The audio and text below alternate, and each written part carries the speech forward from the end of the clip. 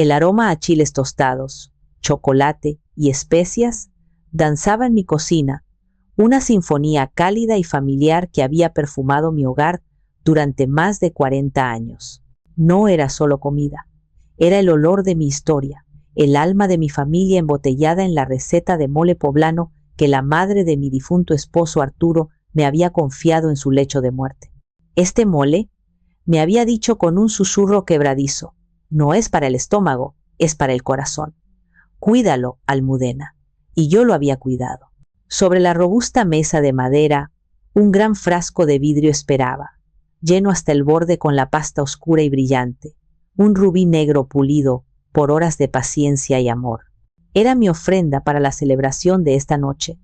A su lado yacía mi segundo regalo, un álbum de fotos de cuero grueso, con la palabra familia grabada en letras doradas que yo misma había encargado.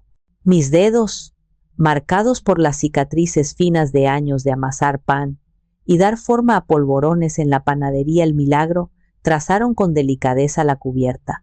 Dentro, había pasado las últimas 2 semanas en una peregrinación a través del tiempo, seleccionando, recortando y pegando la vida de mi hijo Damián en imágenes. Su primer día de kinder, con sus rodillas regordetas y una mochila de superhéroe que parecía tener vida propia, la vez que se rompió un brazo intentando volar desde el techo del cobertizo, su graduación con una toga que le quedaba grande y una sonrisa llena de futuro, su boda con Candela, ella deslumbrante, él hipnotizado, y finalmente las imágenes de mis nietos, Tadeo e Inés, llenando las páginas finales.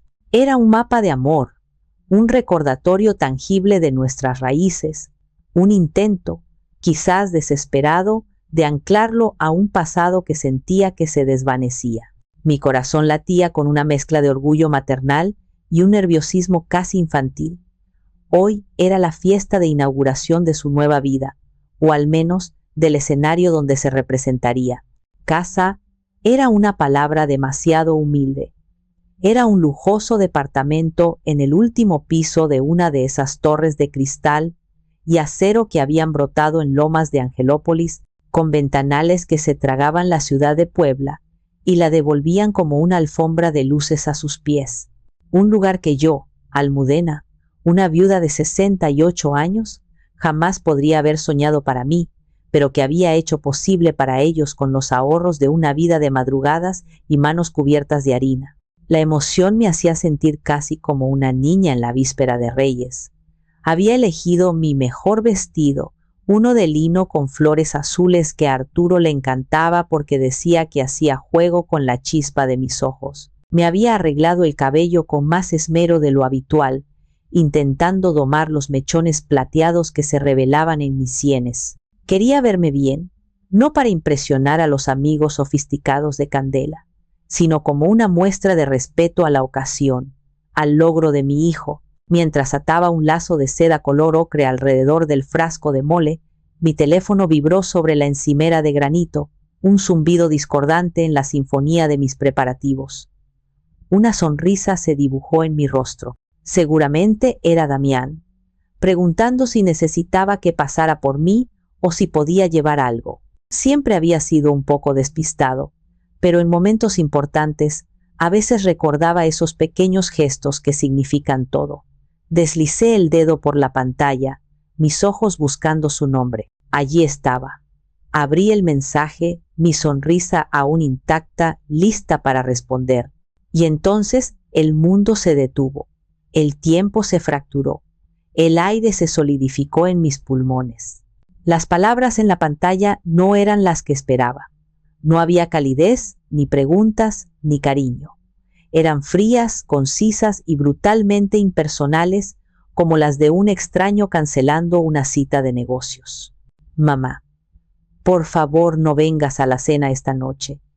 Mi esposa Candela no te quiere aquí. Leí la frase una vez. Mi cerebro se negó a procesarla. La leí de nuevo, despacio, paladeando cada sílaba amarga. Mamá, una palabra que debería ser un abrazo, ahora sonaba como una formalidad distante, una etiqueta. Por favor, una cortesía vacía que no hacía más que amplificar la crueldad de la orden. Mi esposa Candela no te quiere aquí. La culpa, convenientemente depositada en Candela, como tantas otras veces, pero el mensaje venía del teléfono de Damián, escrito por los dedos de mi hijo, enviado por él. La sentencia la dictaba ella, pero el verdugo era él. El aire pareció espesarse. El delicioso aroma del mole se volvió agrio, nauseabundo, como el olor de algo que se pudre. Me senté pesadamente en una de las sillas de la cocina, la misma silla de roble donde Damián había hecho sus tareas escolares durante años, sus pies balanceándose sin tocar el suelo. Mi mano temblaba mientras sostenía el teléfono, la pantalla un abismo negro que me devolvía el reflejo de una mujer anciana y aturdida. ¿Un error?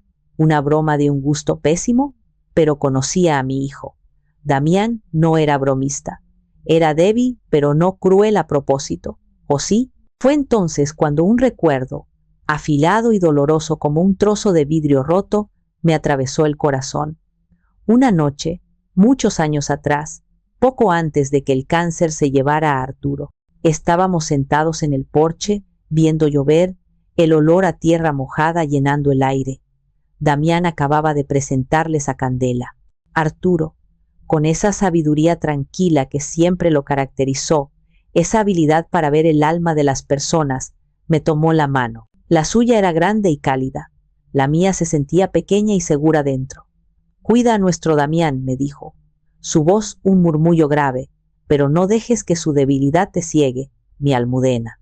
Ese muchacho tiene un corazón bueno, pero es como una hoja al viento, siempre buscando la corriente más fuerte que lo lleve. Y esa mujer es un vendaval». En ese momento lo defendí con la ferocidad de una leona. Es un buen chico, Arturo. Solo necesita un empujón. Y ella parece ambiciosa. Eso es bueno. Le dará dirección. Arturo solo suspiró, un sonido largo y melancólico, y besó mi frente. El amor te hace ver lo que quieres ver, mi sol. Solo prométeme que nunca, nunca te olvidarás de ti misma por él. Había roto esa promesa. Durante 25 años, la había roto cada día, en cada cheque firmado, en cada sacrificio silencioso, en cada vez que mordía mi lengua ante un desaire de Candela. Y ahora, las palabras de Arturo resonaban en el silencio ensordecedor de mi cocina, un eco de una verdad que había elegido ignorar con todas mis fuerzas, la debilidad de Damián, el vendaval de Candela, y yo en medio, ciega. Y la claridad que me golpeaba ahora era devastadora. No había sido por amor, había sido por miedo. Un miedo paralizante a la soledad, a perder el único lazo de sangre que me quedaba en el mundo. El teléfono seguía en mi mano, la pantalla ahora oscura.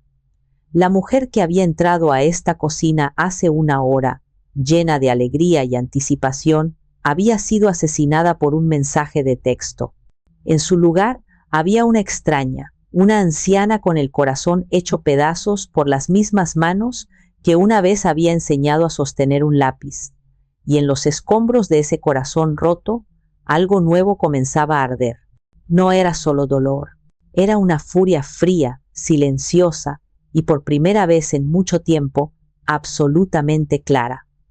El amor incondicional tiene un límite y mi hijo acababa de dinamitarlo. El tiempo perdió su significado. No sé cuántos minutos u horas pasaron mientras permanecía sentada en esa silla de roble, una estatua de sal en medio de mi propia cocina.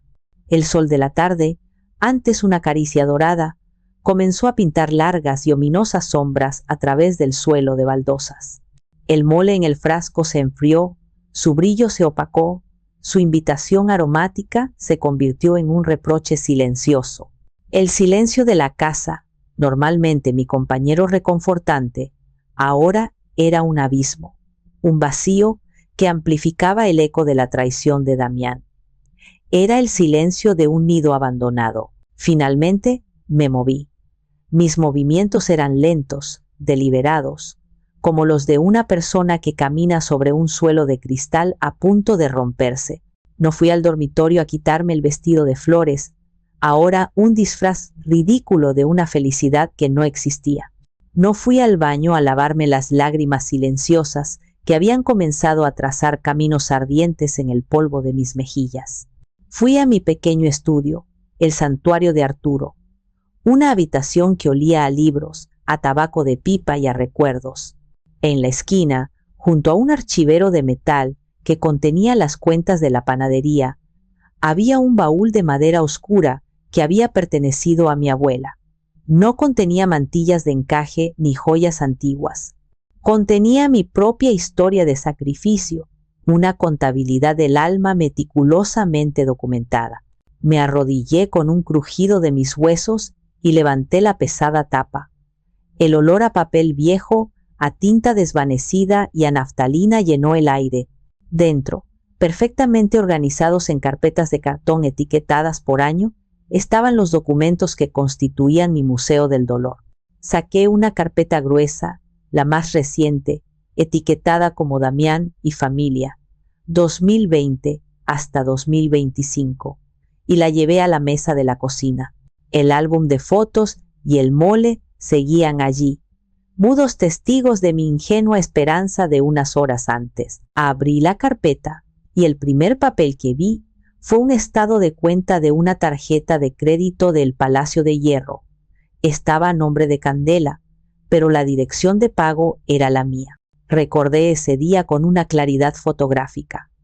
Candela había llegado a mi casa, con los ojos enrojecidos y una actuación digna de un Oscar. Ay, Almudena, qué pena molestarte. Usé la tarjeta para comprar unos trajes para Damián, ya sabes, para que se viera presentable con esos clientes de Monterrey. Pensé que podría pagarlo, pero la comisión se retrasó. Damián se va a poner furioso si se entera. Su voz era un susurro conspirador, envolviéndome en su drama, haciéndome sentir su cómplice, su salvadora. No te preocupes, hija, le dije, y al día siguiente fui al banco y pagué los 25,000 pesos sin hacer preguntas. Nunca vi los trajes nuevos. Un mes después, en una foto que subió a Instagram, la vi en un resort en Cancún con sus amigas, luciendo un bolso de diseñador que curiosamente costaba lo mismo que la deuda de la tarjeta. Era el recibo numeral 78. En su momento sentí una punzada de duda, pero la ahogué. Era más fácil creer la mentira. Mis dedos temblorosos pasaron al siguiente documento. Un contrato de la Universidad Anáhuac, las colegiaturas de Tadeo. Recordé la conversación con la misma nitidez. Damián había venido solo esa vez, una táctica que usaba cuando la petición era demasiado grande como para que Candela estuviera presente. Se sentó justo donde yo estaba sentada ahora. Mamá, Tadeo tiene un potencial increíble. Es un líder nato. Una escuela pública lo limitaría, lo apagaría. Candela investigó y esta es la mejor opción para su futuro. Piensa en ello como una inversión, mamá. La palabra inversión era su favorita. Asentí, imaginando a mi nieto convirtiéndose en un gran empresario, y firmé el primer cheque, y luego el segundo, y así sucesivamente. Mientras tanto, Inés, mi nieta, una chica brillante y sensible con un talento descomunal para el arte, se graduaba con los más altos honores de una preparatoria pública, y pasaba las noches buscando becas en Internet para poder estudiar diseño gráfico, porque sabía que sus padres no moverían un dedo por ella. El arte no deja dinero, Inés, le había dicho Candela una vez en una comida familiar, con una sonrisa condescendiente. Sé práctica, como tu hermano. El costo de la arrogancia de Candela y la pasividad de Damián, recibo numeral 131. Seguí hojeando las páginas de mi insensatez. Cada papel era una herida. La factura del taller por la reparación del BMW de Damián después de un pequeño accidente. Es que estos coches europeos son muy delicados, mamá, y lo necesito para el trabajo, para dar una buena impresión. Recibo numeral 94. el pago del seguro de gastos médicos mayores de toda la familia, una póliza premium porque el seguro de la empresa de Damián no cubría las clínicas que le gustan a Candela. Recibo numeral 112, las notas de tiendas departamentales por ropa, perfumes, los últimos aparatos electrónicos, pequeñas hemorragias de dinero, constantes, incesantes, cada una justificada con una crisis inventada, una oportunidad exagerada o una necesidad fabricada. Conté los documentos importantes, las transacciones significativas que superaban los 5,000 pesos. Había exactamente 182 monumentos a mi ceguera voluntaria. 182 clavos en el ataúd de mi dignidad. 182 razones por las que el mensaje de texto de Damián no era un error, sino la conclusión lógica de una larga y enfermiza relación de dependencia. Finalmente, llegué al último documento, al fondo de la carpeta, protegido por un folio de plástico.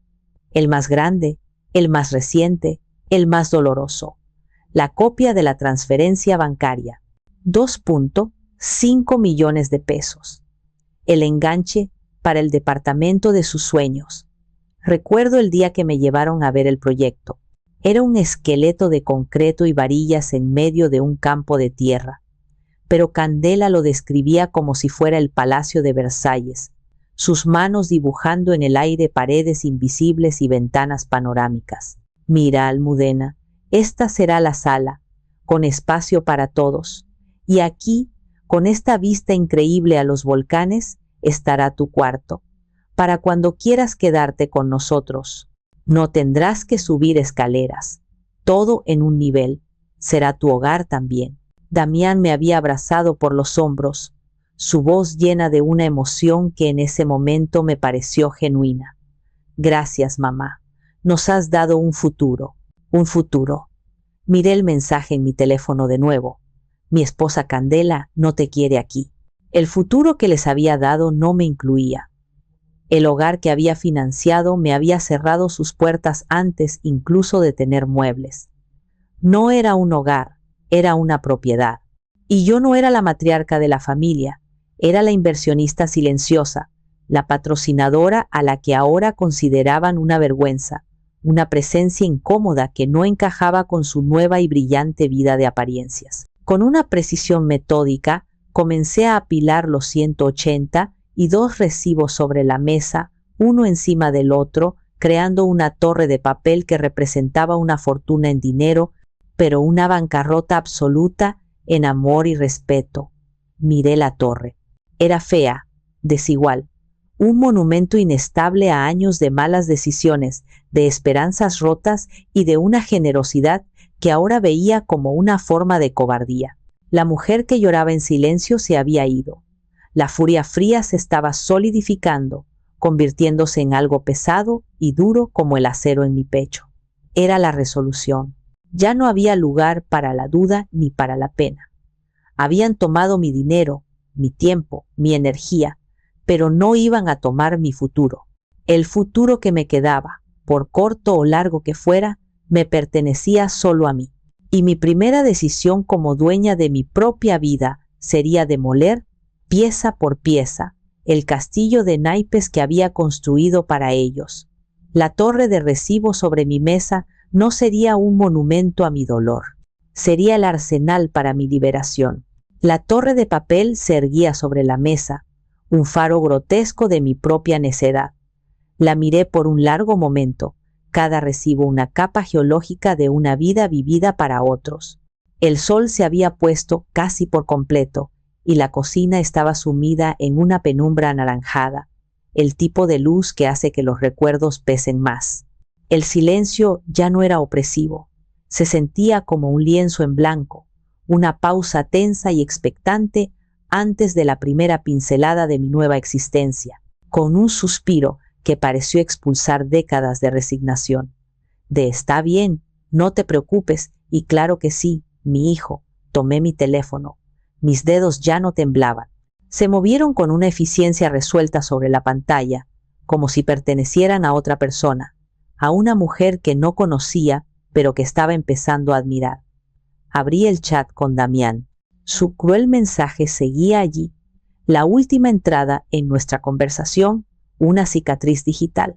Seleccioné el campo de texto y escribí dos palabras que pondrían fin a una era y comenzarían una guerra silenciosa. ¿De acuerdo? Envié el mensaje. No hubo emojis de llanto, ni signos de interrogación, ni una sola palabra que delatara el huracán que se desataba dentro de mí. Solo una aceptación llana, un acuse de recibo de mi propia sentencia de exilio, que pensaran que me había rendido, que creyeran que, como siempre, la vieja y tonta Almudena había aceptado su lugar secundario en sus vidas. La sorpresa, decidí, sería mucho más dulce así. El golpe sería más fuerte si no lo veían venir. Inmediatamente después, sin permitirme un momento de vacilación que pudiera convertirse en debilidad, busqué otro número en mi agenda, el de mi amiga Benita. Benita y yo éramos amigas desde que usábamos uniformes con calcetas hasta la rodilla y compartíamos el lunch en el patio de la escuela. Ella era la única persona en el mundo que se había atrevido a decirme la verdad a la cara, una verdad que yo, cobardemente, no había querido escuchar.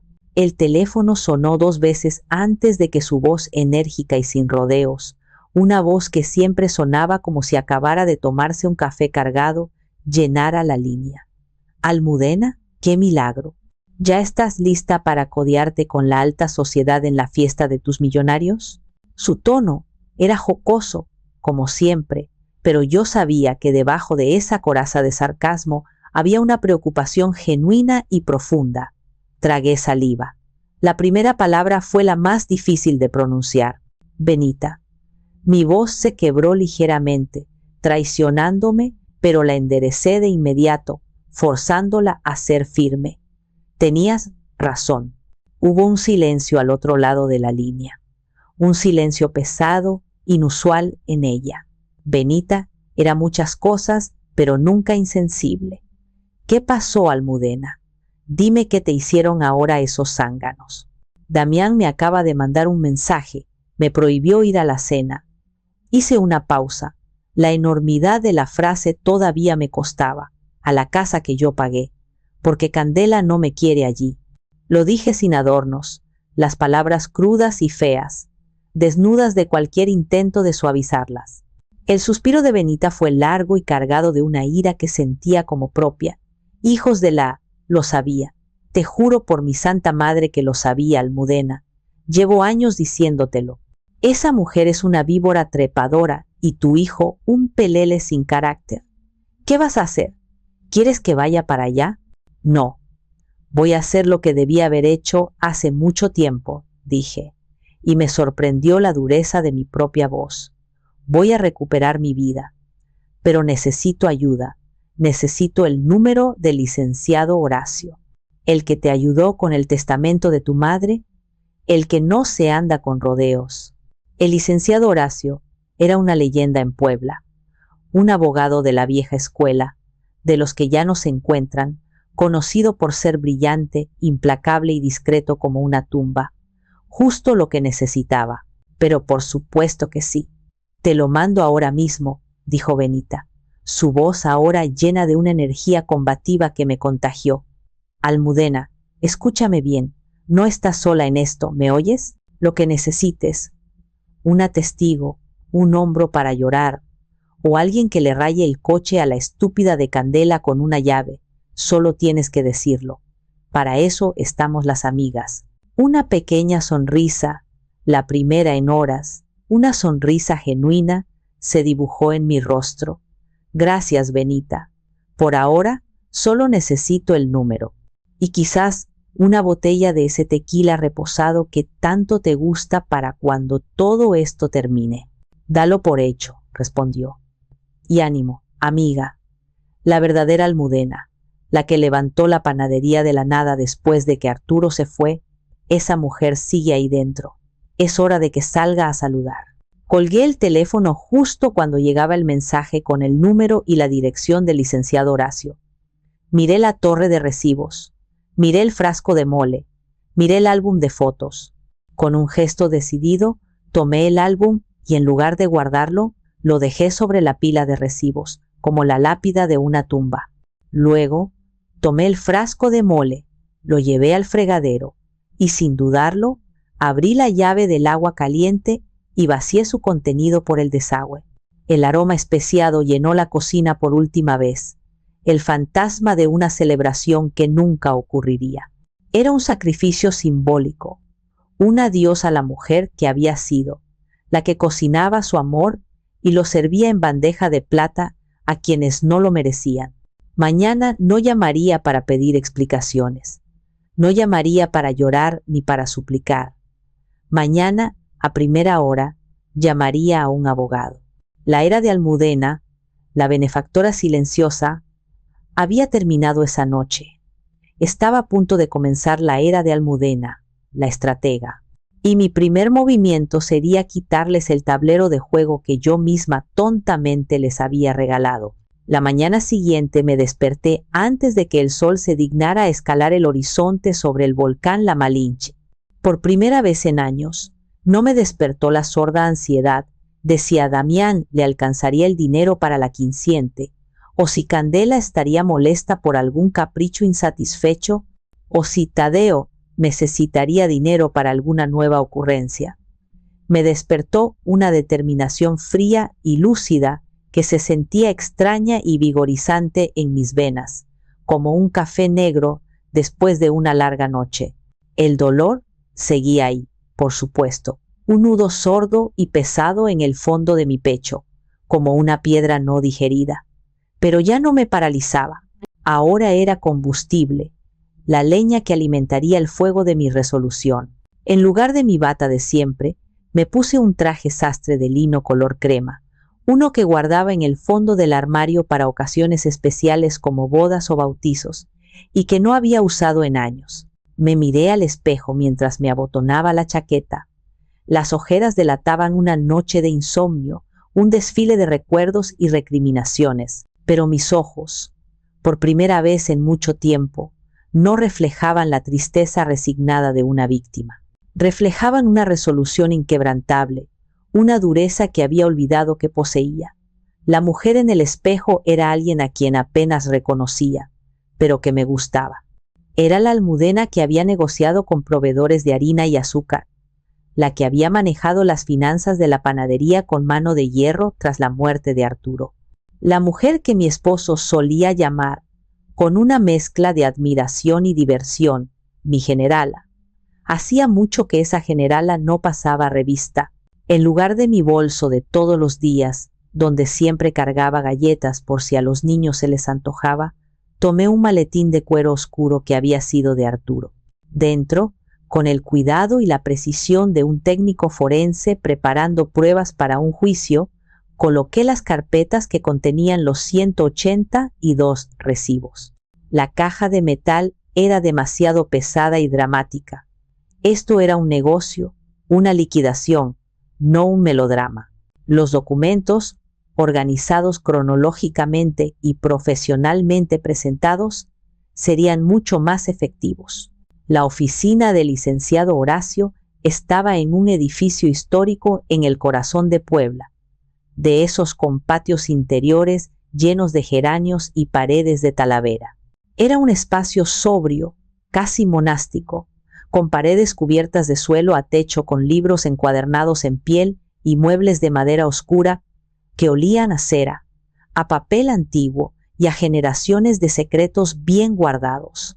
El propio licenciado era la encarnación de su oficina, un hombre de unos 70 años, con un cabello plateado impecablemente peinado hacia atrás y unos ojos agudos y penetrantes detrás de unos lentes de armazón delgado que parecían capaces de leer no solo documentos, sino también intenciones. Me saludó con una cortesía formal, casi decimonónica, y me indicó que tomara asiento en una silla de cuero, que protestó bajo mi peso.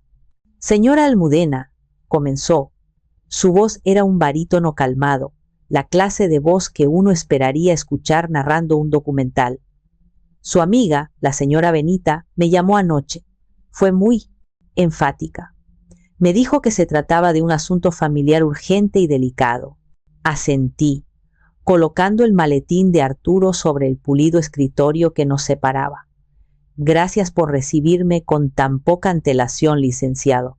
Y sí, es ambas cosas, urgente y delicado. Abrí el maletín. No voy a quitarle mucho tiempo con lamentos ni historias tristes. He venido a tomar acciones. Esta es mi situación. Saqué la primera carpeta y la puse frente a él. Mi único hijo, Damián, y su esposa, Candela, viven en un departamento cuyo enganche de 2.5 millones de pesos yo pagué íntegramente hace 6 meses. Deslicé la copia de la transferencia bancaria sobre la superficie de madera, donde quedó como una isla blanca en un mar oscuro. Anoche, mi hijo me informó por mensaje de texto que no era bienvenida en esa propiedad para la cena de inauguración. La razón, y cito textualmente, es que su esposa no me quiere allí. El licenciado Horacio me miró por encima de sus lentes, su expresión tan impasible como la de una esfinge. Pero vi un destello de algo, quizás interés profesional, en sus ojos. No dijo nada, simplemente juntó las manos sobre su escritorio y esperó a que continuara. Durante los últimos 25 años, continué, mi voz sorprendentemente firme, he subvencionado casi todos los aspectos de sus vidas, desde la educación privada de uno de mis nietos hasta sus vacaciones en el extranjero, coches, deudas de tarjetas de crédito y caprichos personales. Saqué las otras carpetas y las apilé junto a la primera, formando una torre modesta pero sólida. En este maletín, licenciado, tengo 182 pruebas documentales de transacciones financieras significativas. No hablo de los 500 pesos para la gasolina o la compra semanal del supermercado. Hablo de sumas que han definido su estilo de vida y que sistemáticamente han vaciado mis cuentas de retiro. Abrí una de las carpetas al azar y saqué un recibo. Por ejemplo, el pago de un tratamiento dental estético para Candela, carillas de porcelana, 45,000 pesos. Su justificación: es una inversión en mi carrera, Almudena. Una sonrisa vende. Mi voz estaba desprovista de emoción, como si leyera un informe de mercado. Otro: la liquidación de un préstamo personal que Damián pidió para invertir en criptomonedas, perdió hasta la camisa, 150,000 pesos. Su justificación: un mal negocio, mamá, a cualquiera le pasa.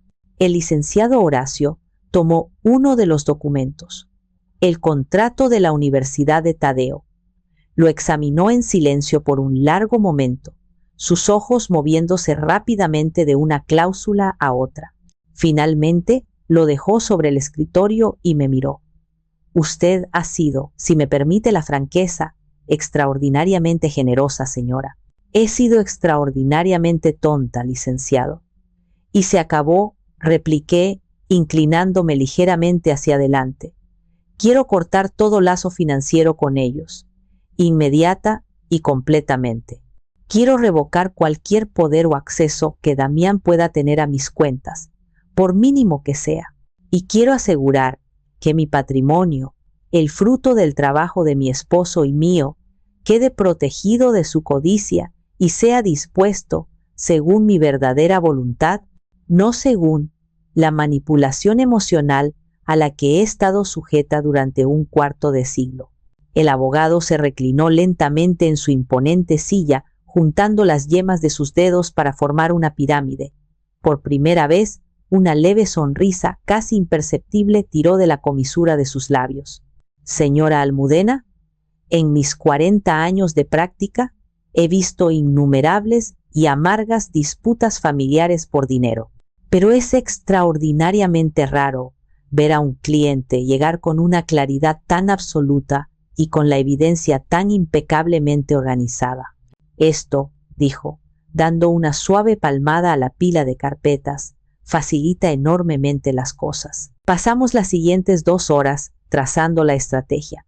No era un plan de venganza, era un plan de soberanía, una declaración de independencia legal y financiera. Primero, redactaría y notariaría inmediatamente una revocación de cualquier poder notarial, por limitado que fuera, que Damián pudiera tener. Segundo, me ayudaría a redactar notificaciones formales, con jerga legal intimidante, para todas mis instituciones bancarias, congelando cualquier acceso no autorizado y cancelando todos y cada uno de los pagos automáticos y transferencias programadas. Tercero, y lo más importante, comenzaríamos el proceso para establecer un fideicomiso irrevocable.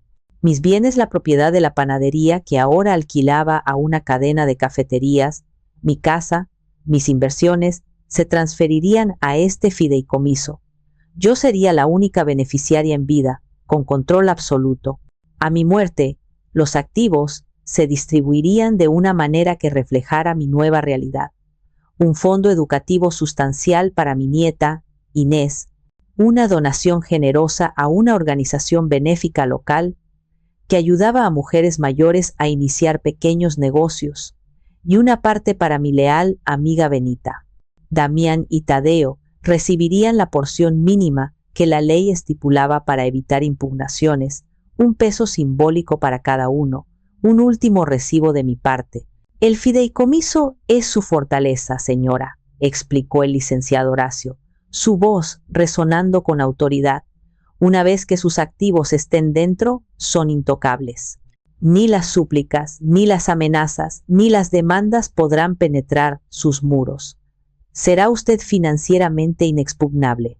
Salí de esa oficina sintiéndome más ligera de lo que me había sentido en décadas. El sol del mediodía parecía más brillante, el aire más fresco. No era una mujer con el corazón roto buscando venganza. Era una estratega reclamando su soberanía. La generala de Arturo estaba de vuelta en el campo de batalla, y su primer objetivo era asegurar sus propias fronteras. El resto del día lo dediqué a ejecutar la primera fase del plan del licenciado Horacio. Fue un proceso metódico, casi quirúrgico, una serie de pequeñas batallas ganadas desde la comodidad de mi estudio. Cada llamada telefónica, cada correo electrónico enviado, era un hilo menos que me ataba a la vida parasitaria de Damián y Candela, una maraña de obligaciones autoimpuestas y expectativas no correspondidas que yo misma había tejido a mi alrededor. La primera llamada fue la más difícil, no por la tarea en sí, sino por la familiaridad. Fue a mi banco de toda la vida, donde el gerente, un joven amable y eficiente llamado Ricardo, me conocía desde que era un niño y acompañaba a su madre a la panadería. Me había ayudado a configurar muchas de las transferencias que ahora estaba a punto de aniquilar. Doña Almudena, qué gusto escucharla. ¿En qué puedo servirle? Saludó con su habitual calidez, un eco de un tiempo más simple. Respiré hondo, reuniendo la firmeza que había encontrado en la oficina del abogado. Ricardo, buen día. Necesito hacer algunos cambios drásticos en mis cuentas y necesito que se ejecuten hoy mismo. El licenciado Horacio se pondrá en contacto con ustedes mañana con la documentación formal, pero necesito que actúen sobre mi instrucción verbal de inmediato, como clienta de esta institución por más de 40 años. Por supuesto, doña Almudena, usted dígame. Su palabra es suficiente, dijo, su tono pasando de amable a eficientemente profesional. Quiero cancelar todas, y repito, Ricardo, todas las transferencias automáticas y pagos programados desde todas mis cuentas, sin excepción alguna. Hubo una pausa al otro lado de la línea. Pude oír el suave tecleo de su computadora, el sonido de mi antiguo mundo siendo desmantelado. A ver, déjeme revisar. Tenemos el pago mensual de la hipoteca del señor Damián, los seguros de 2 automóviles, las colegiaturas de la universidad de su nieto, pagos a varias tarjetas departamentales. Son bastantes, doña Almudena.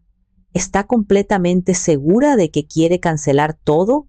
Cada una de ellas, Ricardo, confirmé, mi voz sin un ápice de duda. Además, Quiero revocar de manera inmediata y permanente el acceso de mi hijo Damián a la cuenta de inversión conjunta que abrimos hace años.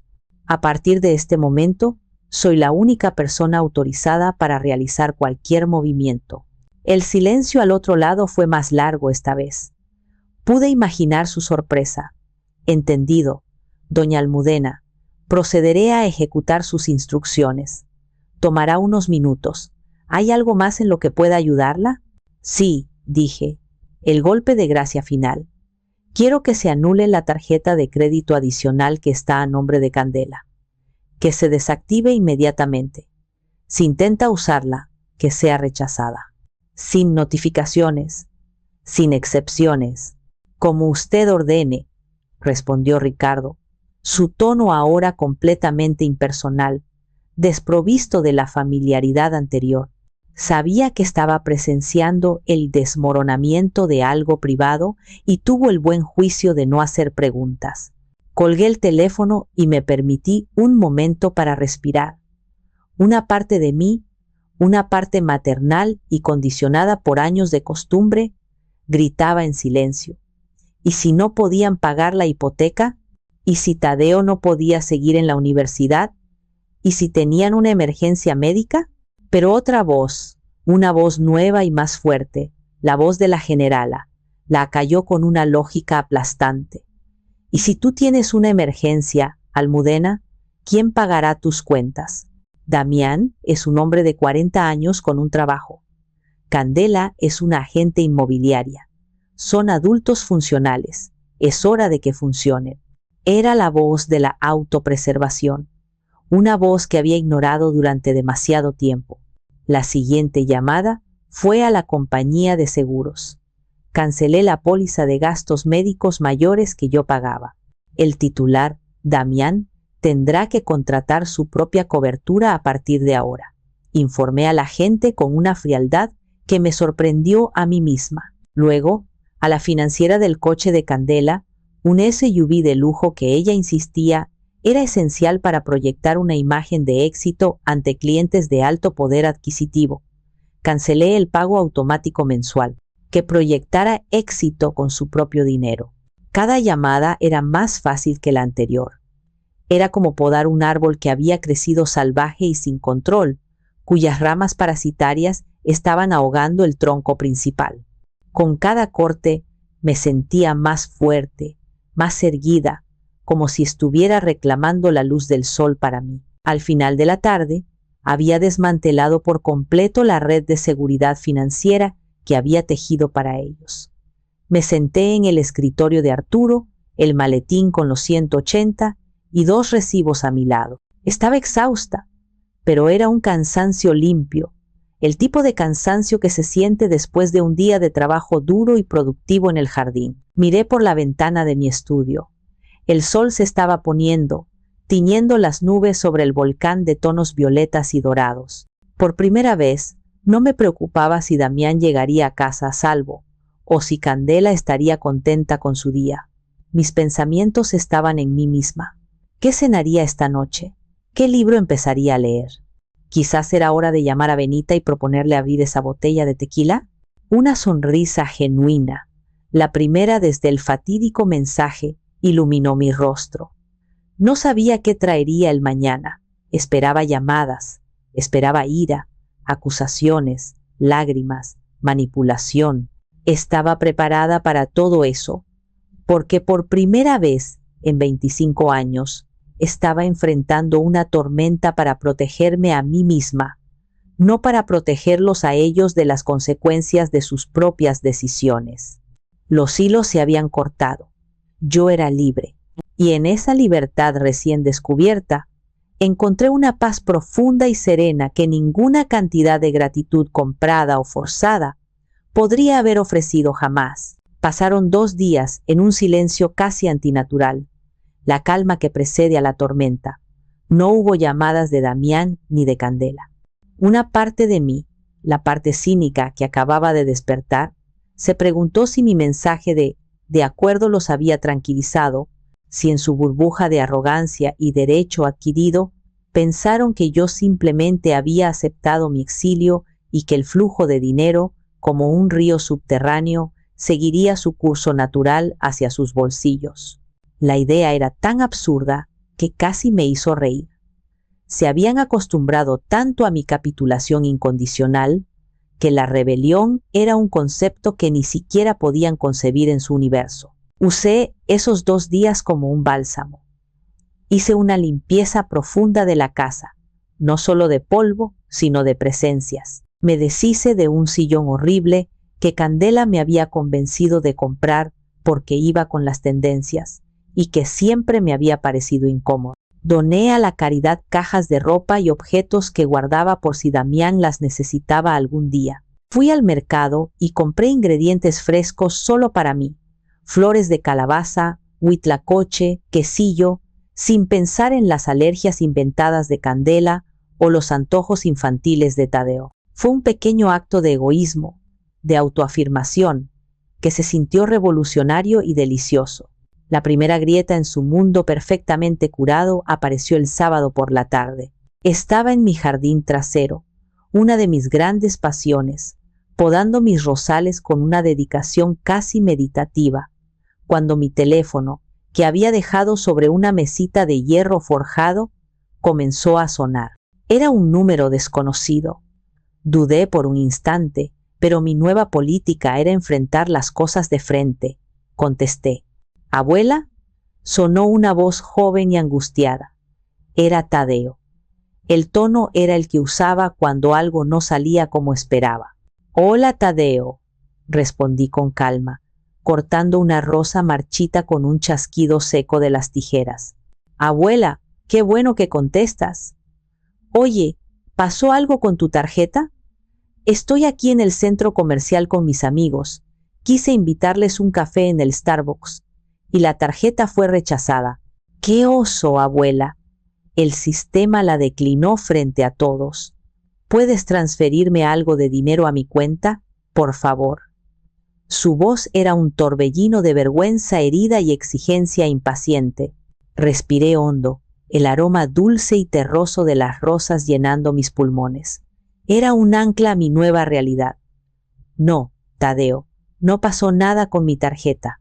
La que fue rechazada era la tuya, que era una extensión de la mía, y la cancelé». Hubo un silencio desconcertado al otro lado. Podía casi oír los engranajes de su mente tratando de procesar una negación, un concepto extraño para él. ¿Qué? ¿Por qué? La necesito. ¿Cómo voy a pagar mis cosas? Tienes 22 años y un trabajo a tiempo parcial en la oficina de tu papá, Tadeo. Es hora de que tengas tu propia tarjeta de crédito, una que tú mismo pagues. Así es como se aprende a administrar el dinero. Lo siento, pero no puedo ayudarte esta vez. Y antes de que pudiera protestar, antes de que su indignación se convirtiera en un torrente de quejas, colgué. Mi corazón latía un poco más rápido. Había sido más difícil de lo que esperaba decirle que no a mi nieto, a ese niño que había cargado en mis brazos. Pero la sensación de firmeza que siguió, la certeza de haber hecho lo correcto por él a largo plazo, fue inmensamente gratificante. La segunda grieta apareció solo unas horas después, esa misma noche. Esta vez era un número que sí reconocía: Candela. La foto de su perfil, ella y Damián sonriendo con sonrisas blanqueadas en alguna playa exótica, apareció en mi pantalla. Dejé que sonara una y otra vez, hasta que la llamada se desvió a buzón. Inmediatamente llegó una avalancha de mensajes de texto. El primero: «Almudena, estoy tratando de llamarte, es urgente». El segundo, 1 minuto después: «No sé qué juego estás jugando, pero mi membresía del club de campo fue suspendida por falta de pago. Tengo una comida de negocios allí mañana. Esto es inaceptable y está afectando mi trabajo». El tercero, 5 minutos después, ahora sin el velo de la cortesía: «Más te vale que arregles esto de inmediato. Damián no me contesta el teléfono. Llámame». Leí los mensajes y una risa seca y genuina escapó de mis labios. ¿Mi juego? La ironía era deliciosa. Borré los mensajes sin responder y puse mi teléfono en modo silencioso. Mi noche de paz no sería interrumpida por sus crisis fabricadas. La grieta principal, la que se convertiría en una falla sísmica, ocurrió el domingo por la noche. Estaba viendo una película antigua de Pedro Infante, acurrucada en el sofá con una taza de té de manzanilla, cuando vi que la pantalla de mi teléfono se iluminaba con una llamada entrante. Era Damián. Esta vez supe que tenía que contestar. La confrontación era inevitable, y posponerla solo le daría más poder a él. Bueno, dije, mi voz cuidadosamente neutra. Mamá, ¿pero qué demonios está pasando? Su voz no era una pregunta, era un grito ahogado de pánico. El banco llamó. El pago de la hipoteca fue rebotado. Dijeron que la cuenta de origen no tiene fondos suficientes y que la transferencia automática fue cancelada. Nos van a cobrar una fortuna en intereses, mamá. Podríamos perder la casa. Escuché su pánico. El mismo pánico infantil que yo había calmado tantas veces con una transferencia bancaria y palabras tranquilizadoras como no te preocupes, mi hijo, yo lo arreglo. Pero esta vez no sentí el más mínimo impulso de rescatarlo. No, Damián, la cuenta sí tiene fondos suficientes, respondí con una calma glacial que lo descolocó por completo.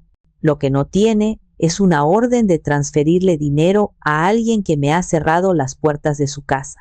Se hizo un silencio espeso, cargado de incredulidad y de la lenta comprensión de que esto no era un error administrativo.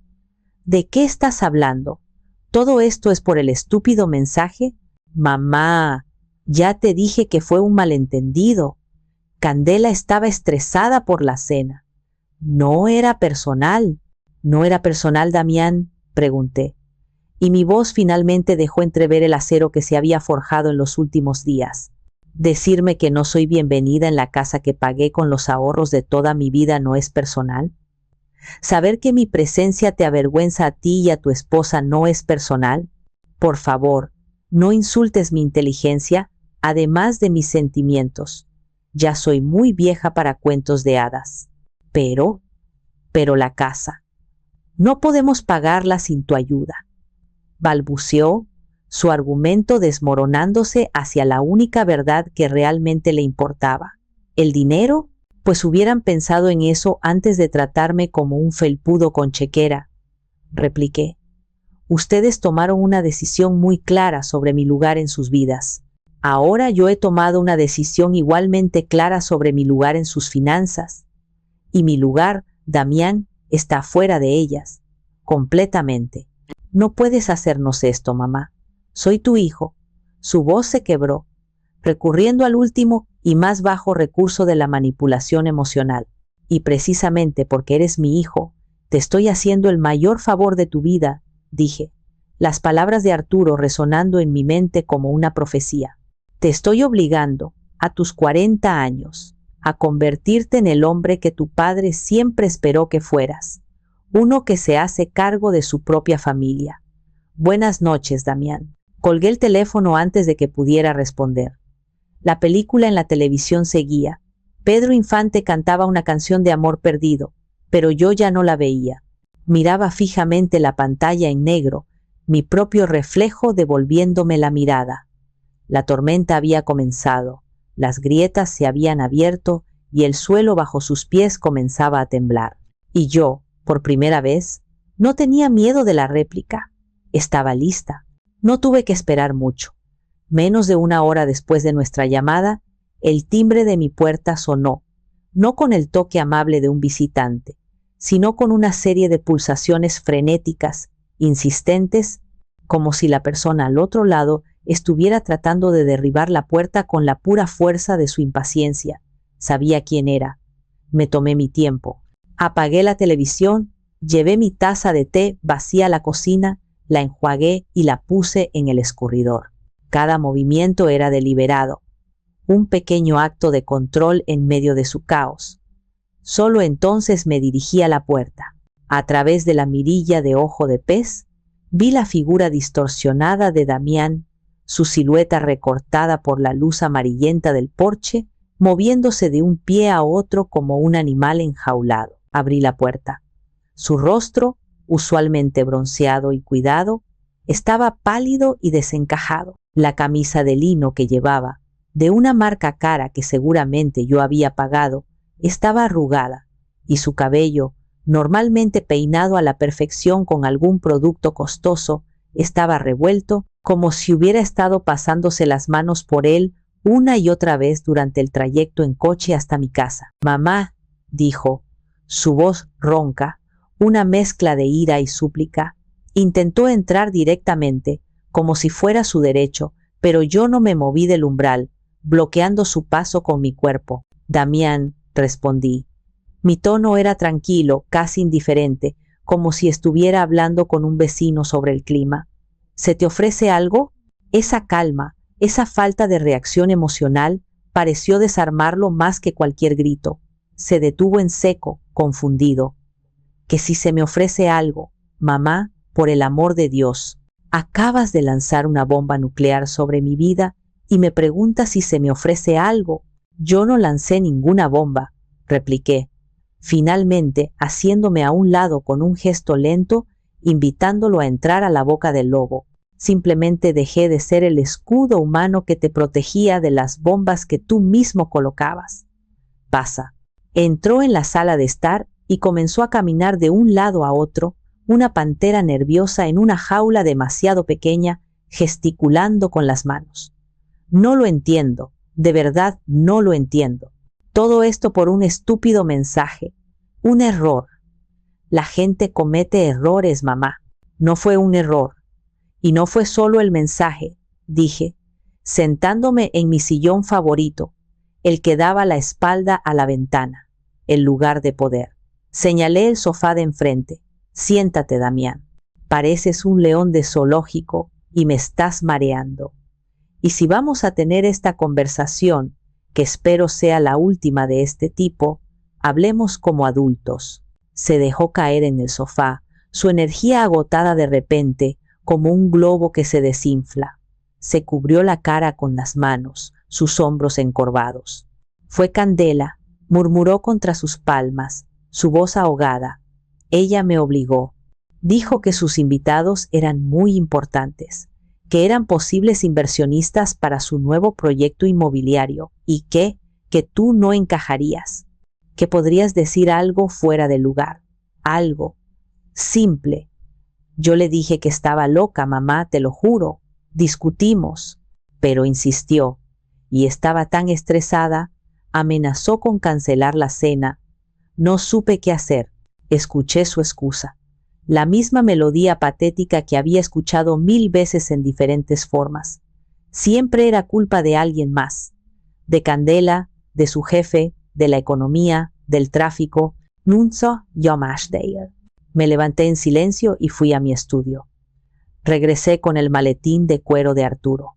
Lo puse sobre la mesita de centro, una barrera simbólica entre él y yo, y lo abrí. Saqué una de las carpetas. La torre de recibos de la otra noche había sido desmantelada y rearchivada. Mi arsenal ahora estaba organizado para un despliegue táctico. «¿Candela te obligó?», pregunté suavemente, mi voz desprovista de sarcasmo, lo que la hacía aún más cortante. Saqué el primer recibo y lo deslicé sobre la mesa hacia él. «Este es el estado de cuenta de la joyería Berger, donde compraste su regalo de aniversario el año pasado. Un reloj de 40,000 pesos. Lo pagué yo, Damián, de mi cuenta de ahorros, porque me dijiste que habías tenido un gasto inesperado con el coche. ¿Candela te obligó a elegir el modelo con diamantes incrustados, Damián?». Sus manos cayeron de su rostro. Miró el papel como si fuera una serpiente venenosa. Saqué otro. «Y los boletos de avión a Los Cabos, en clase Premier, para un fin de semana largo. Me dijiste que era un seminario de trabajo indispensable, que la empresa lo pagaría después, pero que necesitabas el dinero en ese momento. Candela subió 17 fotos de ustedes dos en la playa, bebiendo margaritas. El seminario parecía muy relajante. ¿Ella también te obligó a mentirme sobre eso?». Su rostro comenzó a palidecer, adquiriendo un tono ceroso bajo la luz de la lámpara. «Y mi favorito», continué, mi voz sin inflexiones, metódica, como la de un fiscal presentando pruebas. Saqué una tercera hoja. Este es el presupuesto del diseñador de interiores que Candela contrató para su oficina en casa. 120,000 pesos, en muebles y decoración. Me pediste el dinero diciendo que era para abrir un fondo de emergencia para la salud de Tadeo, por si acaso. La salud de Tadeo ahora incluye sofás de diseñador italiano y cortinas de seda.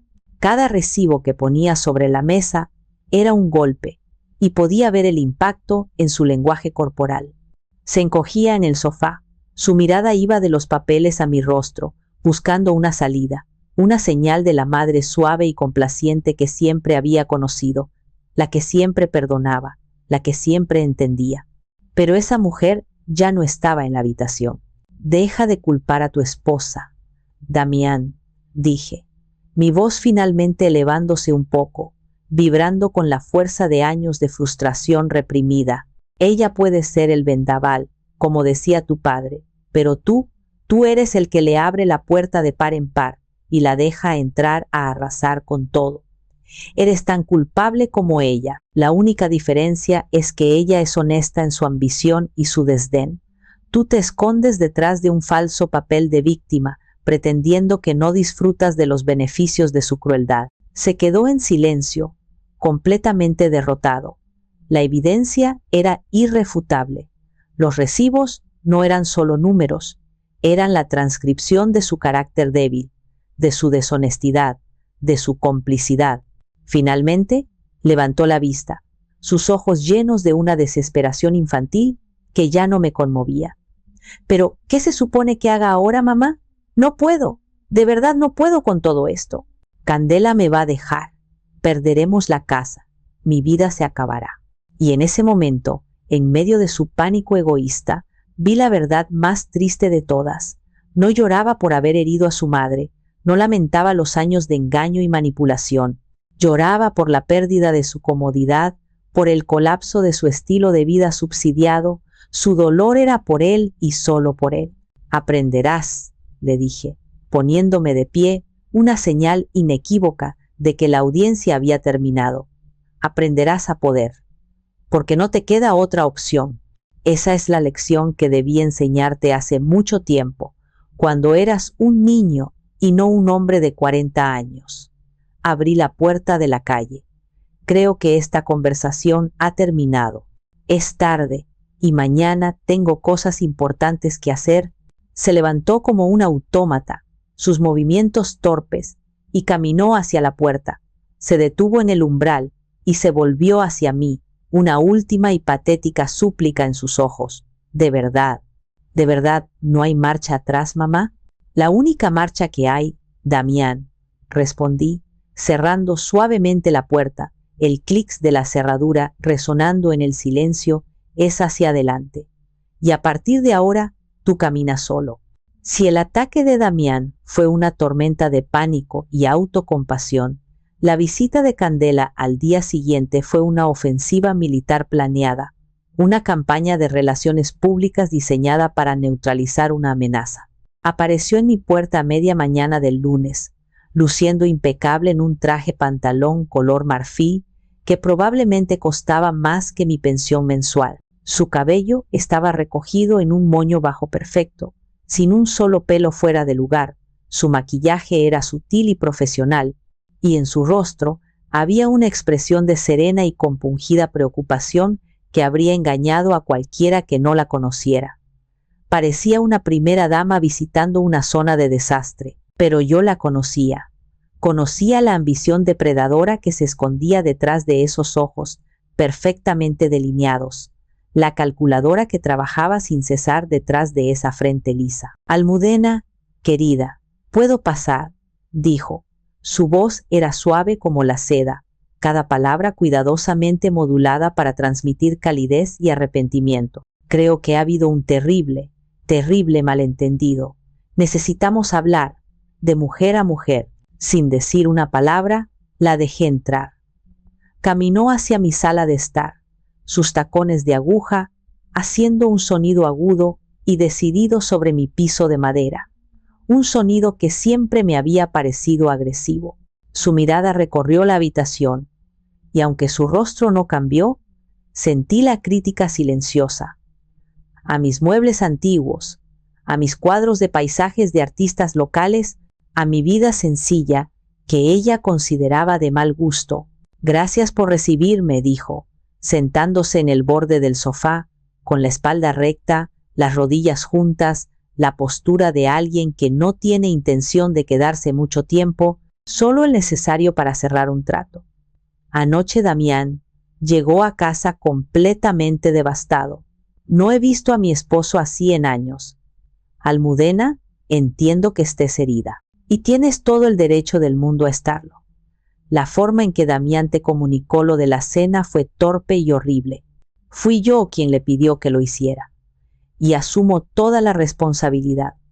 Estaba bajo una presión inmensa, con los inversionistas, y quería que todo fuera absolutamente perfecto. No pensé con claridad. Fui egoísta. Y te pido, desde el fondo de mi corazón, que me perdones. Era una actuación magistral, digna de un premio. La disculpa perfecta, asumía la culpa, validaba mis sentimientos y proporcionaba una excusa razonable y profesional. La vieja Almudena se habría derretido, aliviada de que todo fuera solo un malentendido, agradecida por la disculpa. Habría ofrecido una taza de café y al final de la visita habría prometido restaurar los fondos. Pero la nueva Almudena simplemente la observaba, como un biólogo observa un espécimen fascinante y peligroso bajo el microscopio. ¿Ya terminaste, Candela?, pregunté tranquilamente, interrumpiendo el silencio expectante que había dejado tras su monólogo. Su sonrisa de disculpa vaciló por una fracción de segundo. ¿Disculpa? Con la actuación, aclaré, mi voz plana. Fue muy convincente, el tono arrepentido, la elección de palabras, la postura vulnerable. Casi me lo creo. Pero tú y yo sabemos que no estás aquí para disculparte. Estás aquí porque el pago de tu membresía del club de campo fue rechazado, porque el seguro de tu camioneta está a punto de vencer y porque la hipoteca del departamento está en peligro. Así que ahórranos el teatro y vayamos al grano. La máscara se deslizó. La expresión de serena preocupación fue reemplazada por una de fría y dura irritación. Sus ojos se entrecerraron. Siempre tan directa, ¿verdad, Almudena? Tan poco sutil. Muy bien, directo será. Lo que estás haciendo es infantil y destructivo. Es un berrinche. Estás poniendo en riesgo el futuro y la estabilidad de tu propia familia por un capricho, por un orgullo herido. No es orgullo, Candela. Se llama respeto propio. Es un concepto que quizás te cueste entender, repliqué, levantándome también para estar a su nivel. Y no estoy destruyendo nada. Simplemente dejé de sostener una estructura que estaba podrida por dentro. Una estructura donde yo era el cimiento invisible y enterrada, mientras tú te pavoneabas en el ático presumiendo de las vistas. Se puso de pie de un salto, su falsa calma evaporada por completo. Somos una familia, y las familias se apoyan incondicionalmente. Curioso que solo invoques la palabra familia cuando se trata de dinero, remarqué con una sonrisa irónica. ¿Dónde estaba esta familia incondicional cuando pasé mi cumpleaños número 67 sola porque ustedes tenían un viaje de trabajo impostergable a San Miguel de Allende? ¿Dónde estaba cuando tuve esa gripe terrible hace 2 inviernos que me tuvo en cama una semana y ni siquiera llamaron para saber si seguía viva? ¿Dónde estaba la familia en el 10º aniversario de la muerte de Arturo, el hombre cuyo trabajo y sacrificio pagó por tu primer coche? Te diré dónde. La familia estaba de compras, de viaje o demasiado ocupada viviendo la vida que yo les pagaba. Su rostro se contrajo en una mueca de desdén. Oh, por favor, no empieces con el melodrama de la mártir. Siempre supimos que te gustaba ayudar. Te hacía sentir importante, necesaria. No actúes ahora como si fueras una víctima. Esa fue la frase que lo cambió todo, la que aniquiló cualquier pequeña brasa de compasión que pudiera quedar en mí. la que me hizo ver que su crueldad no era casual, era un cálculo, una forma de justificar su explotación, de reescribir la historia para que ella no fuera la villana. Tienes razón en una cosa, dije, mi voz peligrosamente tranquila, cada palabra un carámbano. Me gustaba ayudar, pero se ayuda a quien lo necesita y lo agradece, no se financia a parásitos que te desprecian. Y en cuanto a sentirme importante, déjame decirte algo, Candela. Yo soy importante. Construí un negocio con mis propias manos mientras criaba a un hijo sola. Sobreviví a la pérdida del amor de mi vida y seguí adelante. Mi importancia no depende de sus estados de cuenta. La tuya, en cambio, parece que sí. Se quedó sin palabras, su rostro pálido de furia. Nunca nadie le había hablado así. Estaba acostumbrada a intimidar, no a ser confrontada. Mi decisión es final, concluí, caminando hacia la puerta y abriéndola. No habrá más dinero, ni un solo centavo. Aprende a vivir dentro de tus posibilidades. O mejor dicho, dentro de las de tu esposo. Ahora, si me disculpas, tengo cosas mucho más productivas que hacer que escuchar tus quejas. Se dirigió a la puerta, su cuerpo rígido de ira. Antes de salir, se volvió, sus ojos lanzando dagas. Esto no ha terminado, Almudena. Crees que has ganado, pero te vas a quedar sola, completamente sola. Y un día, cuando seas vieja y decrépita y necesites que alguien te cambie los pañales, te vas a arrepentir de haber alejado a la única familia que tenías. Ya soy vieja, Candela, respondí, sosteniendo la puerta abierta, y prefiero 1000 veces estar sola y en control de mi vida que mal acompañada y siendo utilizada. Que tengas un buen día. Cerré la puerta tras ella y me apoyé en la madera, mi corazón latiendo con fuerza.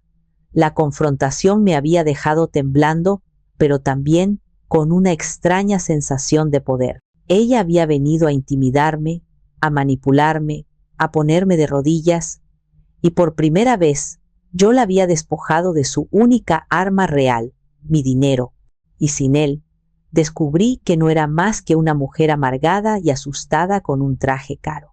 Creí que después de mis confrontaciones individuales con Damián y Candela, después de haberles dejado clara la firmeza de mi decisión, finalmente entenderían. Qué ingenua fui. Subestimé la tenacidad de Candela, su absoluta falta de vergüenza y su creencia en la táctica de la presión pública. Si la diplomacia y la intimidación privada no funcionaban, era hora de sacar la artillería pesada. El sábado siguiente, estaba en mi jardín delantero, disfrutando del sol de la mañana y de una taza de café con canela, sintiendo una paz que no había experimentado en años. Había pasado la semana reconectándome conmigo misma, leyendo, cuidando mis plantas, hablando por teléfono con Benita. Era una vida tranquila, sin sobresaltos, demasiado tranquila. Al parecer, vi algo inusual al final de mi calle. 2 coches de lujo, un Mercedes y un Audi, seguidos de un tercero, un Volvo, se detuvieron en fila india frente a mi casa. Del Mercedes bajaron Damián y Candela, ambos vestidos con ropa formal de domingo, como si fueran a misa. Del Audi, para mi completa sorpresa, bajaron los padres de Candela, Roberto y Esther, un matrimonio de aspecto severo que siempre me había tratado con una cortesía condescendiente, como si yo fuera una pariente pobre a la que tenían que tolerar. Y del Volvo, su hermana menor, Sofía, con su esposo, Ricardo, se congregaron en la acera por un momento. Un pequeño pelotón de semblantes serios, ajustándose los sacos y las faldas, y luego, liderados por Candela como una generala pasando revista a sus tropas, marcharon en formación hacia mi puerta. Su intención era clara. No venían a visitar, venían a sitiar. Mi primer instinto, un eco de la vieja Almudena, fue meterme en casa, cerrar las cortinas y fingir que no estaba. Pero la Almudena que se escondía ya no existía.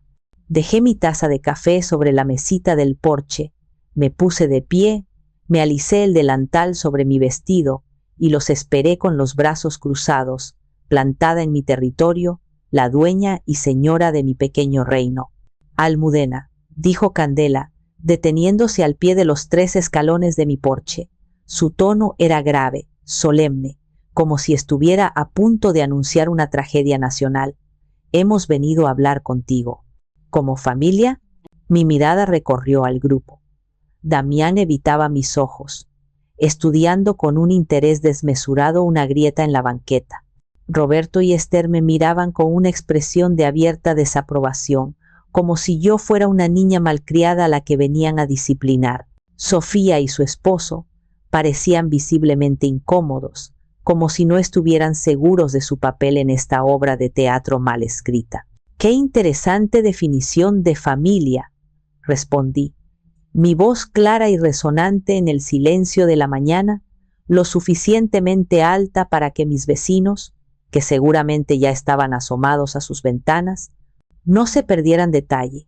Veo a mi hijo, a su esposa y a personas con las que comparto una relación puramente circunstancial y a quienes no he visto en más de un año. ¿Qué es esto, Candela? ¿Un intento de intimidación por comité? Roberto, el padre de Candela, un hombre alto y corpulento con un aire de importancia propia, dio un paso al frente, asumiendo el papel de patriarca. Señora, por favor, no sea dramática. Estamos aquí porque estamos genuinamente preocupados. La decisión que ha tomado, por impulsiva que sea, está afectando a todos. Candela está muy estresada, y eso no es bueno para el matrimonio. Y un matrimonio infeliz afecta a los niños, a Tadeo y a Inés. Mis nietos ya son adultos, Roberto, y tienen sus propios problemas, muchos de los cuales ustedes ignoran, respondí, mi mirada fija en él, y el estrés de Candela no es mi responsabilidad. Quizás, si hubiera aprendido a vivir con lo que gana, en lugar de con lo que yo le daba, ahora estaría mucho más relajada. Es una lección de finanzas personales básica. Es una cuestión de principios, exclamó Esther, la madre de Candela, una mujer delgada y huesuda con una permanente sensación de oler algo desagradable. Una madre debe apoyar a sus hijos. Es su deber sagrado. Nosotros apoyamos a nuestras hijas. Una risa amarga, corta y sin alegría escapó de mis labios. ¿Mi deber? ¿Ustedes me vienen a hablar de deberes? ¿Y cuál es el deber de un hijo, Esther? ¿Honrar a su madre? ¿Respetarla? ¿O usarla como un fondo de retiro ilimitado y luego desecharla cuando su presencia ya no es conveniente para sus aspiraciones sociales? Por favor, ahórrenme el sermón. Me dirigí directamente a Damián, que seguía con su fascinado estudio de la acera. Damián, levanta la cabeza y mírame. Mírame a los ojos. ¿Tú aprobaste este circo? ¿De verdad creíste que traer a los padres de tu esposa a la puerta de mi casa para sermonearme iba a funcionar? Él finalmente levantó la vista, sus ojos llenos de una miseria abyecta. Yo no sabía qué más hacer, mamá. Estamos desesperados. La desesperación no es excusa para la cobardía, ni para el ridículo, dije, mi voz suavizándose un poco, pero sin perder un ápice de firmeza. Luego, volví a mirar al grupo. Les agradezco a todos su preocupación, pero déjenme ser absolutamente clara para que no haya más malentendidos.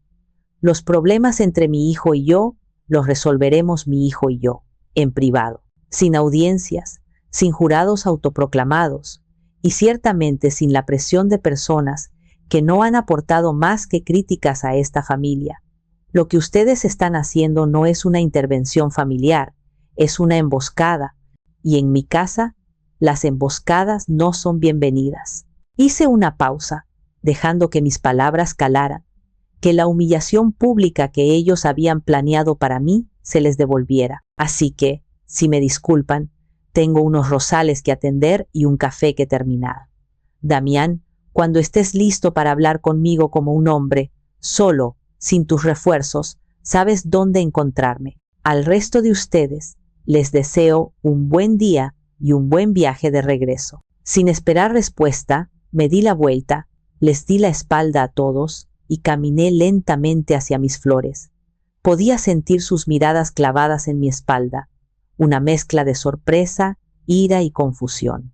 Escuché murmullos, la voz siseante de Candela y la voz retumbante de su padre, pero no me volví. Unos minutos después, que parecieron una eternidad, oí el sonido de las puertas de los coches cerrándose con más fuerza de la necesaria y los motores arrancando con una agresividad contenida. Se fueron. Todos ellos. Me quedé allí, entre mis rosas, temblando ligeramente por la adrenalina que corría por mis venas. Habían venido a mi casa, a mi santuario, para avergonzarme, para acorralarme, para usar la fuerza del número y la presión social para doblegarme. Y habían fracasado estrepitosamente porque habían basado toda su estrategia en una premisa equivocada, que yo todavía me preocupaba por su aprobación. Y esa preocupación, junto con mi cuenta bancaria, ahora estaba permanentemente cerrada para ellos. Tomé mis tijeras de podar y, con un chasquido satisfactorio, corté una rosa muerta de su tallo. Los meses que siguieron a la fallida intervención fueron una extraña mezcla de un silencio atronador por parte de Damián y Candela, y de noticias de segunda mano que me llegaban a través de Inés. Era como si, al haber agotado su arsenal de tácticas, la súplica, la intimidación, la presión pública, y haber fracasado en todas, finalmente se hubieran rendido, o al menos hubieran hecho una retirada estratégica. El interruptor del drama y las demandas se había apagado, y la constante corriente de energía que fluía desde mi casa hacia la suya finalmente se había detenido. El silencio era mi recompensa. Mi principal y única fuente de información era Inés, mi nieta. Nuestra relación, que siempre había sido un pequeño arroyo de afecto genuino en un desierto de transacciones, floreció en ese vacío. Empezó a visitarme todos los domingos por la tarde, sin falta. Al principio, había una tensión tácita, un elefante blanco y brillante en la habitación que ambas evitábamos con cuidado, pero poco a poco, a medida que pasaban las semanas, y se daba cuenta de que yo nunca la usaría para obtener información ni la pondría en una posición incómoda, se relajó. Hablábamos de sus clases de diseño, de los colores, de las texturas. Hablábamos de mis libros, de las recetas que yo probaba, de las películas que veíamos juntas en mi viejo televisor. Nunca le pregunté directamente sobre sus padres, y ella nunca ofreció información voluntariamente. Respetaba su lealtad, aunque estuviera dolorosamente dividida. Fue ella, sin embargo, quien me contó los cambios, de forma indirecta, en pequeñas viñetas de su nueva realidad. Un domingo, llegó con los ojos un poco rojos y un cansancio que no era solo físico. ¿Todo bien, mi niña?, le pregunté, sirviéndole una taza de chocolate caliente espeso, como a ella le gustaba. Se encogió de hombros, mirando el vapor que salía de la taza. Es solo que estamos empacando. Llevamos toda la semana metiendo cosas en cajas. Nos mudamos el próximo mes. Mi corazón dio un vuelco, una mezcla de sorpresa y una inevitable punzada de algo parecido a la pena. Mantuve mi expresión neutra. ¿Ah, sí? ¿A un lugar más grande? Una pequeña risa triste, sin alegría, escapó de sus labios. No, abuela, a uno mucho más pequeño. Un departamento de 2 recámaras en una colonia que a mi mamá no le gusta. Tuvimos que vender el departamento. Papá dijo que era imposible, absolutamente imposible, mantener la hipoteca. Hizo una pausa, removiendo su chocolate como si buscara las palabras en el fondo de la taza. Mamá no lo está tomando bien. Consiguió un segundo trabajo en las noches, revisando contratos para una constructora. Siempre está cansada y de muy mal humor. La casa se siente como un campo de minas. Asentí en silencio, digiriendo la información. No sentí alegría ni schadenfreude. Sentí una melancólica sensación de inevitabilidad. No quería que sufrieran, pero sabía que este doloroso proceso era el único camino para que aprendieran a caminar. ¿Y tu papá?, pregunté suavemente, temiendo la respuesta. Él Es diferente, dijo Inés, y por primera vez levantó la vista, sus ojos pensativos. Pasa más tiempo en casa. Por primera vez en mi vida lo veo haciendo cuentas, revisando facturas de luz, de agua. El otro día lo encontré en la cocina a las 2 de la mañana con una libreta y una calculadora tratando de armar un presupuesto. Se veía tan perdido, asustado, pero también, no sé, más presente. Me preguntó sobre mis clases. De verdad me preguntó, abuela, no como antes. Esa fue la noticia que más me impactó. Damián, mi hijo, que siempre había flotado por la vida esperando que alguien más, primero yo, luego Candela, usando mi dinero resolviera sus problemas, finalmente estaba aprendiendo a nadar por sí mismo en las aguas turbulentas de la edad adulta. Tadeo también tuvo su dosis de realidad. Sin el colchón financiero de la abuela, tuvo que dejar su apartamento de soltero y volver a casa de sus padres, a una de las 2 recámaras del nuevo y odiado departamento. Consiguió un trabajo de tiempo completo en una agencia de seguros, un trabajo que, según Inés, odiaba con toda su alma, pero que pagaba las letras de su coche y sus gastos.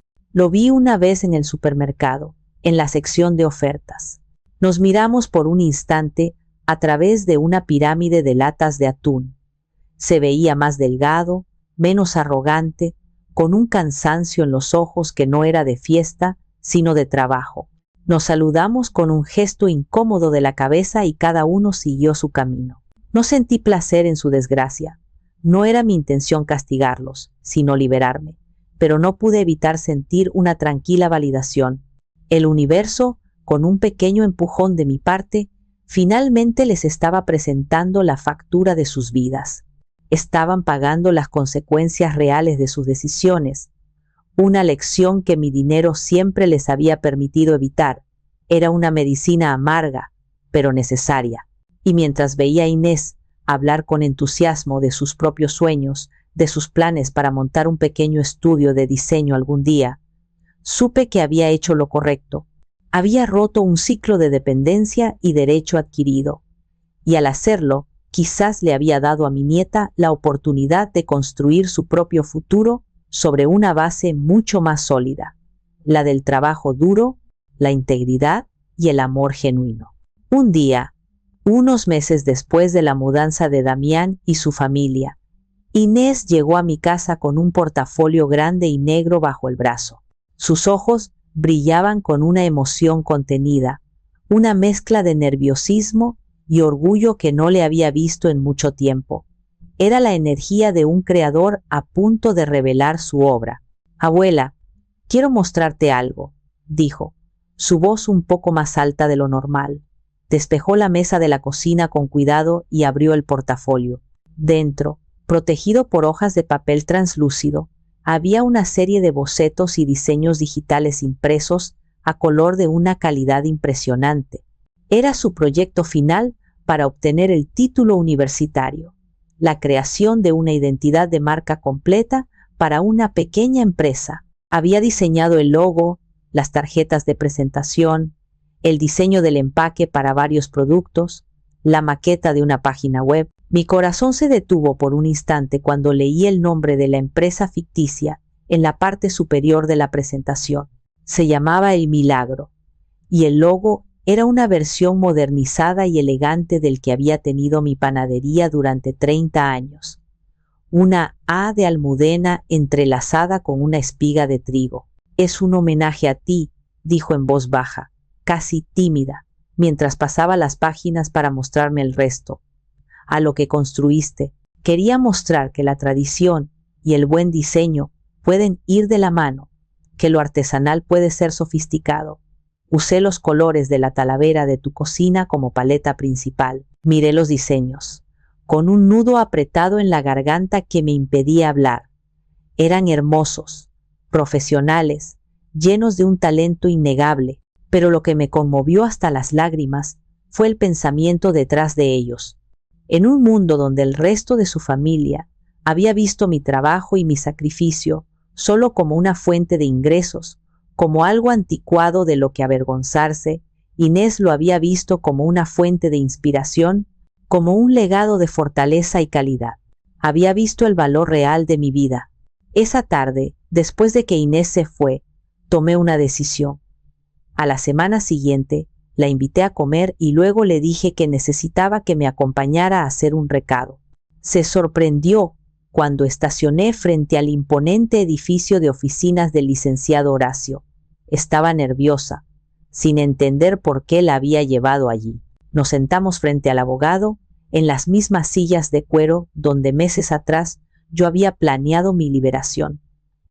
El licenciado Horacio, con su habitual solemnidad, sacó un conjunto de documentos de una carpeta. Inés, comencé, tomando su mano, que estaba fría por los nervios. Como sabes, he trabajado muy duro toda mi vida y siempre quise que el fruto de ese trabajo sirviera para algo bueno, para construir, no solo para gastar o para tapar agujeros. Le expliqué la creación del fideicomiso y cómo ella era la principal beneficiaria de mi herencia. Luego, el licenciado Horacio, con su voz de barítono, le explicó la creación de un segundo fondo, más pequeño, pero disponible de inmediato. Tu abuela, Inés, dijo el abogado, ajustándose los lentes, ha establecido un fondo educativo y de emprendimiento a tu nombre. Este fondo está diseñado para cubrir íntegramente cualquier estudio de posgrado que desees realizar, ya sea aquí en México o en el extranjero. Y además, una vez concluidos tus estudios, proveerá el capital inicial para que, cuando te sientas lista, puedas abrir tu propio estudio de diseño, sin deudas y sin tener que pedirle favores a nadie. Inés me miró, sus ojos enormes, como los de su abuelo Arturo, llenos de incredulidad y de lágrimas que comenzaron a desbordarse por sus mejillas. Abuela, no puedo aceptar esto. Es demasiado. Es tu dinero. Claro que puedes, le dije, apretando su mano con firmeza. Y no es mi dinero, es nuestro legado. Esto no es un regalo, mi niña. No es un rescate ni un capricho. Es una inversión en tu talento, que es inmenso, en tu carácter, que es de oro, y en la mujer increíble que ya eres. Tu abuelo Arturo estaría tan orgulloso de ti, y yo también lo estoy, más de lo que las palabras pueden expresar. Lloró, un llanto silencioso y conmovido, y yo la abracé, sintiendo sus hombros delgados temblar contra mi pecho. En ese abrazo sentí la diferencia abismal entre dar por obligación y dar por amor. Durante años, mi dinero había sido una herramienta para comprar afecto, para tapar grietas, para mantener una paz falsa y frágil. Se sentía pesado, como una deuda, una carga, pero esto se sentía ligero, lleno de alegría y de una esperanza tangible. Este era mi verdadero legado. No era el dinero en sí, sino lo que el dinero podía hacer en las manos correctas: empoderar, educar, construir sueños. Había dejado de financiar pesadillas de apariencias y había comenzado a invertir en un futuro brillante y auténtico, el futuro de Inés, y en el proceso había asegurado el mío propio, uno lleno de un propósito renovado y de un amor que no necesitaba ser comprado ni pagado, porque siempre había estado ahí, puro y verdadero. El día finalmente llegó.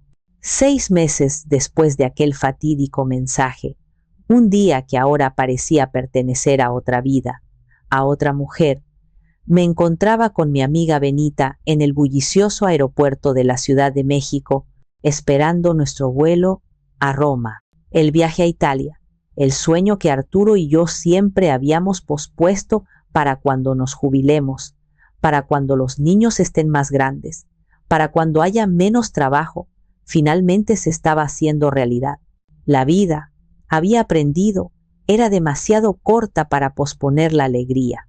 Benita estaba más emocionada que yo, o al menos lo demostraba más.